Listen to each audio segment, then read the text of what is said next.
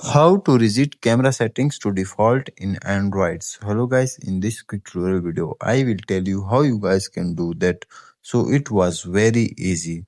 For that, we will simply hold on our camera app in our mobile phone. Once you hold it in my phone, on downside you guys can see small I, cross and one other option. But in some devices you guys will see three dots on top right like with portrait. So if you are guys are not seeing I option, you guys will simply click on these three dots. But I'm seeing I option, so I will simply click on I option. Once you click there, you guys will see that type of interface. So here you guys will see storage usage. So simply click on storage usage. Now here you guys will see cache data.